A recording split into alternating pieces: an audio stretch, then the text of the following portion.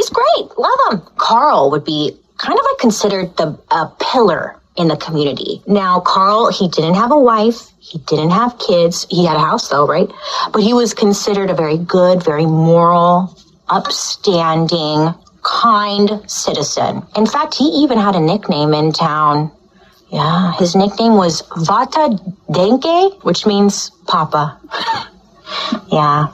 He was like, I guess, like the father figure in town, and a lot of people considered him a dad. They loved him. Carl over here was also a very religious man. He remained an active member at his local evangelical church, and he was there every Sunday, never missed a day. Plus, on top of that, he also played organ. Which honestly, I love the organ. I kind of wish I played it, but it's so creepy. Like, it's fitting is what I'm getting at. He was also the designated cross bearer for all processions and funerals, plural. Cool. Way to go, Carl. Woo! Great. To everybody in the community, it just seems like Carl is building a real priest-like, dedicated bachelor reputation, and no one thought he was weird at all. Back then, if you looked at someone funny, you were considered weird, a witch, whatever. So they loved this guy, and no one thought he was weird. They loved him. He was the town's pork guy. On top of all this, Carl also loved to give back. He always offered travelers, like if new people came into town, he would offer them a place to stay, give them food, somewhere to sleep, and kind of act like his home was a boarding house. So everyone in town knew, like, hey, if you're ever struggling, if you're out of work, if you're maybe running away from something shady, Papa Denke had your back, like he's the guy you would go to. He would feed you, house you, offer you work if you needed cash. Like, this guy was Jesus, it seemed, like it just seemed like he was just a saint. No red flags. I don't like these stories because it's like, what are you supposed to look out for? Let me paint a picture for you, like where we are in history. I guess World War I was happening or just had happened, and it was like a really, really dark and difficult time for Germany and the regions that were like lumped together around them. So the Weimar Republic was formed in 1918, directly after Germany lost the war to the Allies. Now, the scene was not good. There was mass starvation, hyperinflation, political unrest, and there was a ton of internal conflict. To sum it up, this period of time was so turbulent for the region that Hitler, who would be considered an insane person in all respects, really didn't take that long to seize power and do some horrible things afterwards, right? This is the political, social, economic scene where people like Papa Denke were considered basically angels. So with so many people suffering and so many people literally starving to death in what was basically a brand new country, him offering free room and board as well as a job opportunity every now and then was an incredibly sweet deal. Even when the economic instability came to Carl's front door and cost him the house he was living in, he continued to help transients by letting them stay in the ground floor apartment of the building that he was renting. And again, everyone's like, well, that Carl sure is a great guy. He makes great burgers, So that's our Carl. He's a beloved neighbor, salesman, organ-playing churchman who would give the shirt off his back to anyone in need. So imagine the surprise and honestly the straight-up disbelief you would feel when a rando from out of town accuses Saint Carl, of assaulting him. How could he? Liar. On December 24th, 1924. Yes, on Christmas Eve. Is this powder green? Okay. Well, a neighbor heard screaming coming from Carl's apartment. Oh, yeah. So the neighbor, his name is Gabriel. He's hearing the screaming, and he's like, oh, my God, I gotta go help whoever is. So he goes over there, and he's like, what's going on? What's going on? And he sees someone that he doesn't know, a stranger. His name is Vince. And this guy is like out in the hallway. He's bleeding from his head. Now, this gash in this guy's head, it wasn't like just a small cut to the forehead, my friends. Oh, nay. No, it was a giant gash in this man's head. He had been struck by a hatchet or an axe or something of that nature. There was a splitting situation happening on his head. I wouldn't know what I would do. I'd be like, stay there. I'm going to go get help or something. But before the victim passed out because of his, massive head wound, he looks at Gabriel in the eyes and is like, the man who did this to me, his name was Carl Denke. And then he fainted. I'm hoping this powder doesn't turn me green. So police show up and this man was immediately taken to the police station. Yeah, they took him to the police station first and they're like, hey, we're trying to get you a doctor. And I was like, okay, but why didn't they just take him to the doctor first? I mean, his head is split open, but then again, who am I? Shut up, Bailey.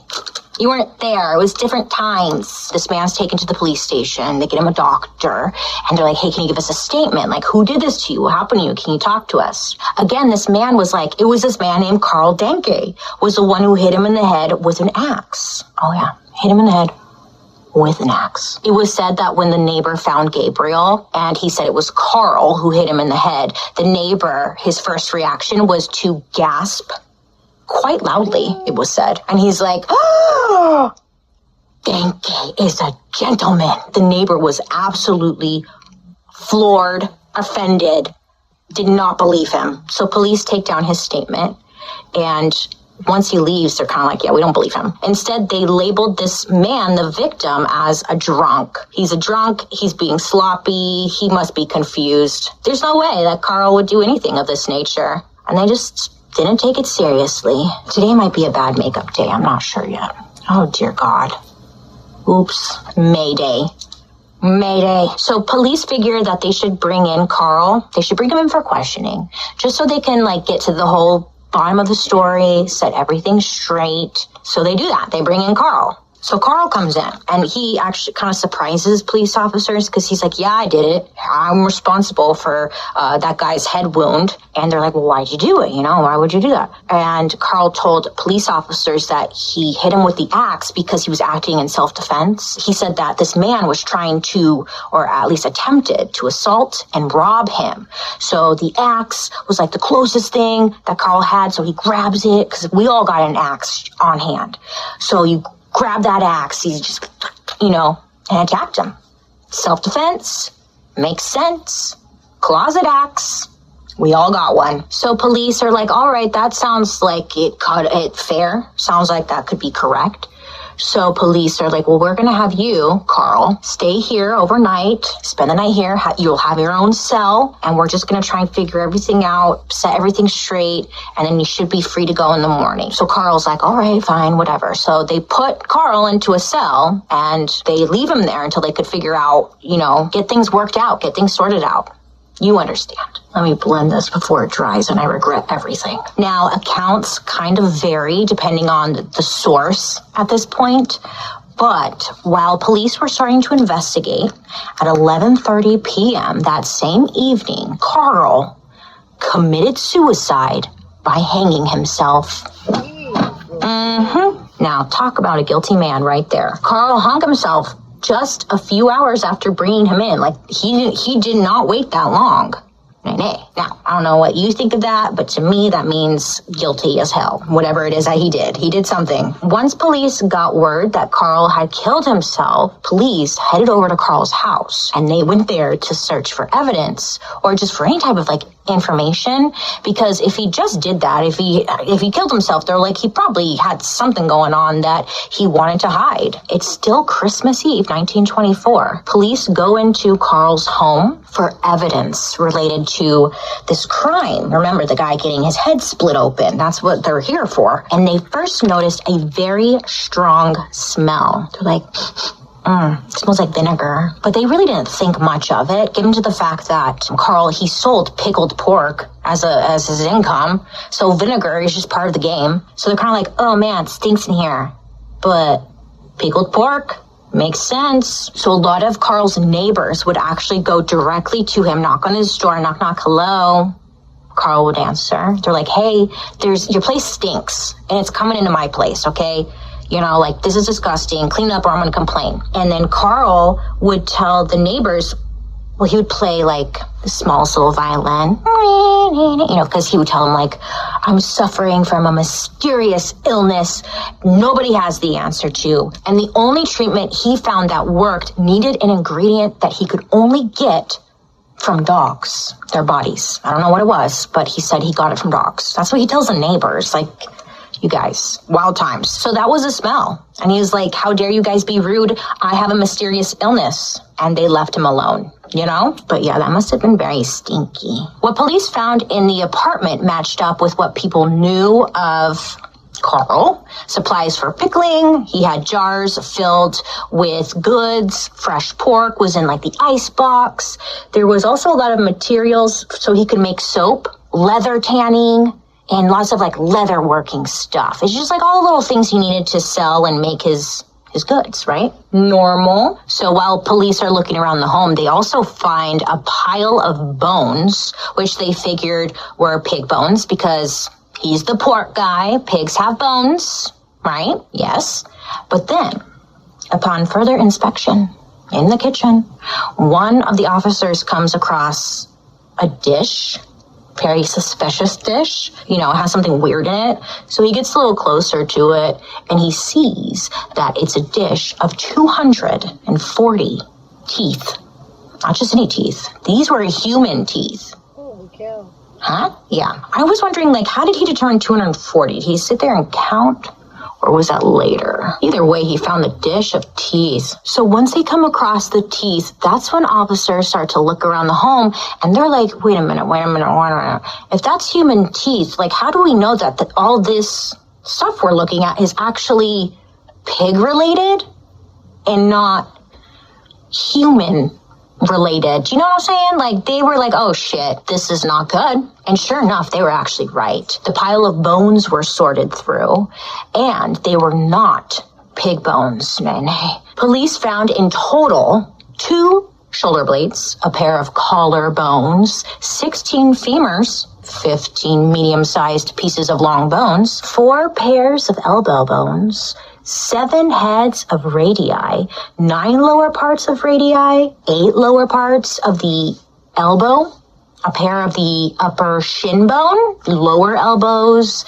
There was upper arms. There were upper arm heads, 8 heels, ankle bones, 120 toes. I know, that's random. 65 feet, 150 pieces of ribs. Bro.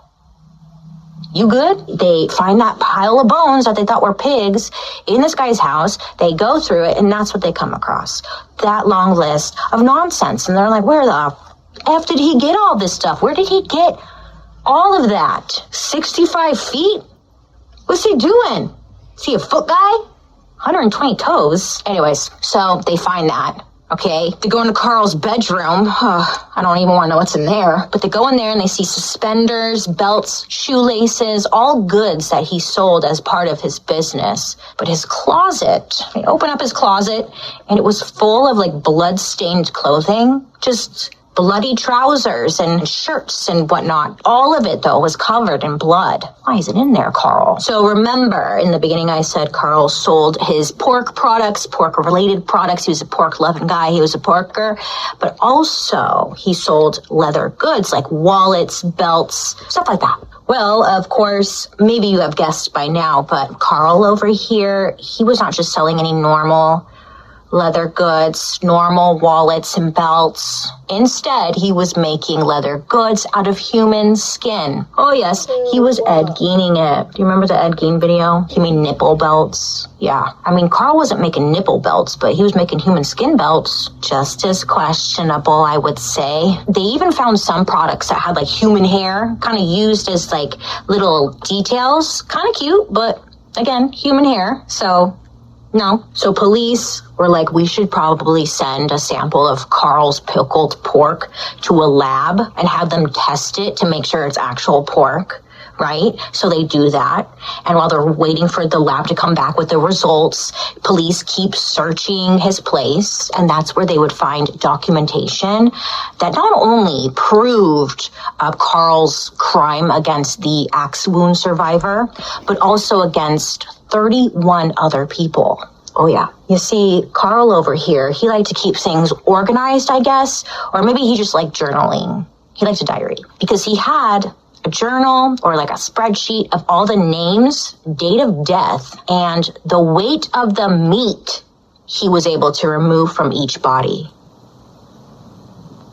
He was like, yeah, this one was real juicy. Nom, nom, nom. I don't know what this guy was doing. Why? Carl also had a collection of documents from his victims. There were items like legal identification, money, their wallets, just stuff that were on the victims at the time. Carl also had a large collection of newspaper clippings of people who had recently been released from local prisons and hospitals. So that I was like, what? Why was he doing that? But it makes sense now. Because this is full speculation, but I think it's spot on. Maybe considering these people as his next victims because they're vulnerable, they're needing a place to stay, they just got released from prison or a hospital. They were probably easy targets for Carl. So that's why he had this huge collection of all these people just got released, I should hit him up. Later, examinations by police managed to identify 20 of the victims within Carl's records, though it's possible he had even more victims than the 31 he originally recorded. But the material evidence in his apartment indicated that he may have killed as many as 40 people. Especially because they found all those teeth.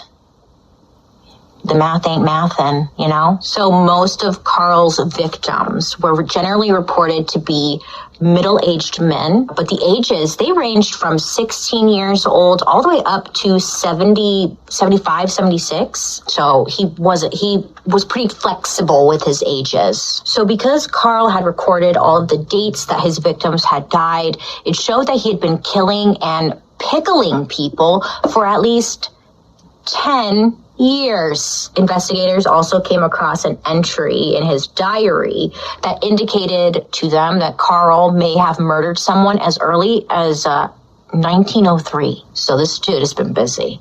He would allegedly, I don't want him coming after me, that his ghost lure people into his home with the promise of a job or a place to stay, but they never left.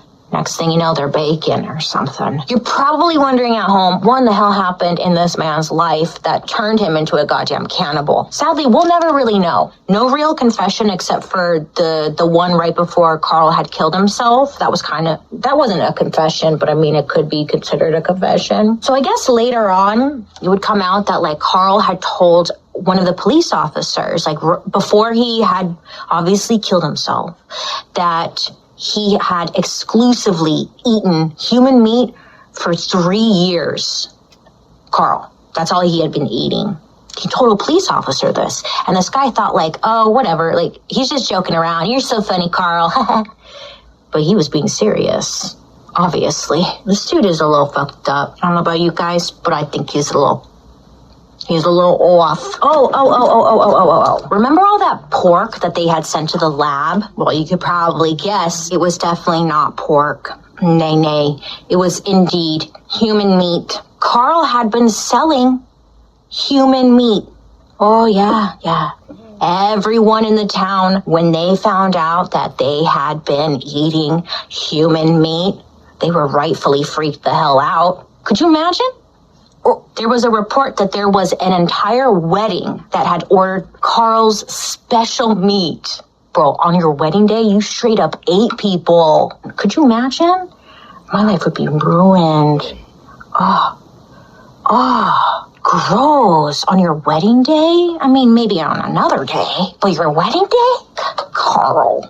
Come on. Again, there's no trial, no real confession, but there were a few folks who had a great old time with this story, and those people were the press. The press loved this. They went bonkers. They're losing their shit. Their heads are exploding over this one. So many different theories, opinions, blah, blah, blah, and of course they even use this as an opportunity to make it into a political issue in different cases, and it was getting people talking. When Carl was most active killing people, this is a time when everyone was literally starving to death. So some have reported that it was the government's fault and the lack of resources that drove an upstanding model citizen to literally eat people. And it's the government you should be blaming not Papa Carl. You should all be ashamed. In fact, there might be something kind of to that. Even though it sounds like a stretch,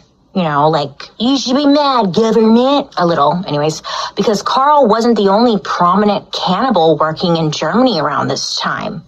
Oh, nay, he was just one of a few. Cannibalism was all the rage during this time. There were 2 highly visible cannibals also around this same time. One was Fritz Harman, who was called the Butcher of Hanover, or the Vampire of Hanover, and he committed at least 24 murders during the years of 1918 to 1924, and was called the Vampire because his preferred killing method was to bite into his victims' necks.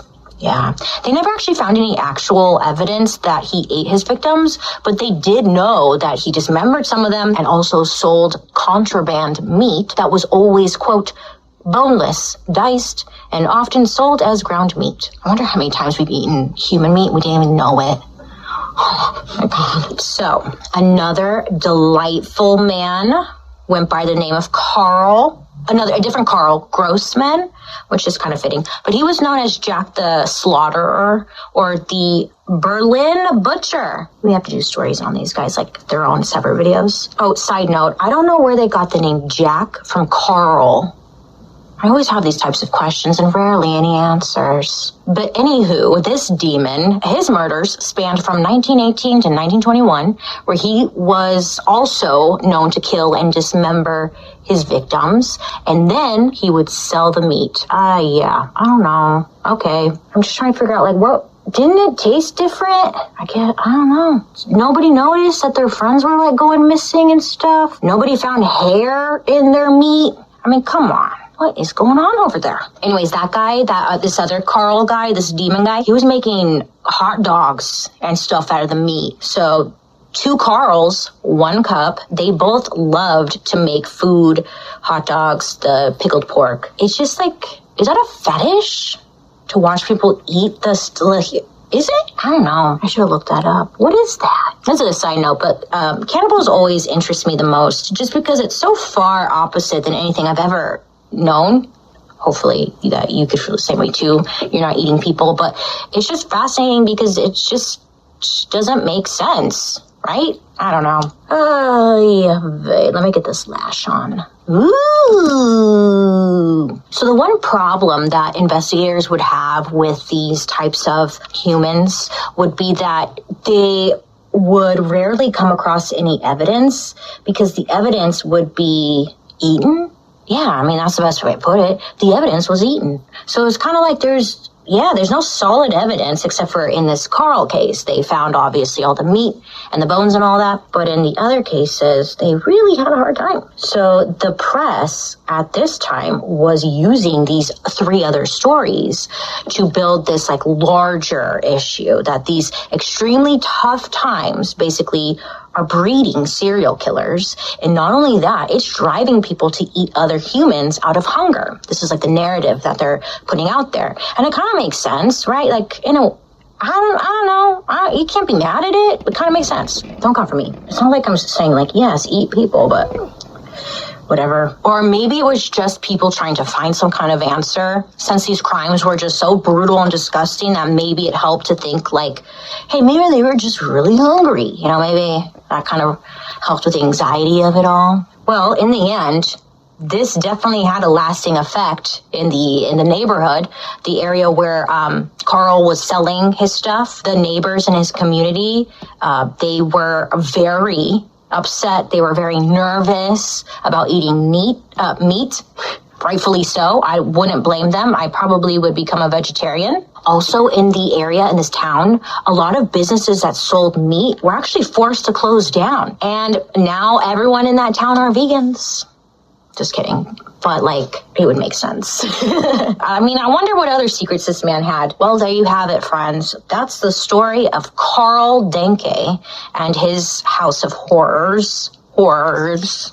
Not horrors. Horrors. This man was, like, truly disturbed. And I don't know, like, was he starving or was he a sicko? If he were just starving, I think personally he would maybe tell his customers, like, hey, it's not pork. It's your neighbor, your old neighbor. His name's Brad. Remember him? Yeah. That's who you're going to eat. Like, maybe he would tell people that. But why would he tell people that? I would love to hear your guys' opinions down below. Starving or just a killer? What was he going to do with all those damn teeth? I'm curious. Thank you so much for hanging out with me today. I hope you have a wonderful rest of your day. A happy Thanksgiving.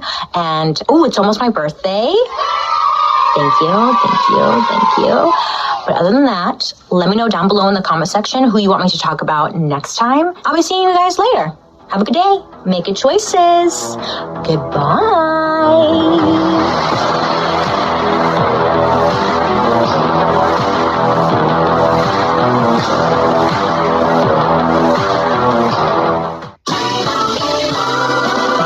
Doug, there's nowhere I wouldn't go to help someone customize.